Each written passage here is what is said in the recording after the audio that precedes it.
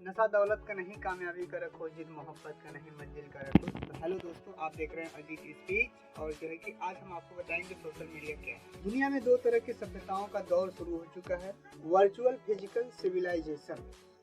आने वाले समय में दो तरह की सभ्यताओं का दौर शुरू हो चुका है, वर्चुअल और physical civilisation.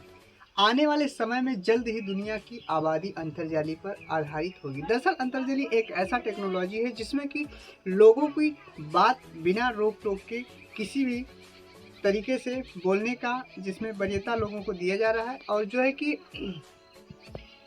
Network, social network site संचार आने वाले समय में जल्द ही दुनिया की आबादी अंतर्जली पर आधारित होगी। दरअसल अंतर्जली एक ऐसा टेक्नोलॉजी का उपलब्ध है और सर्वहिताय है। सोशल नेटवर्किंग साइट संचार वह सूचना का एक ऐसा माध्यम है जिसके माध्यम से व्यक्ति बिना रोक टोक के अपनी बात को रखने का प्रयास करते हैं और जो है कि रखते हैं।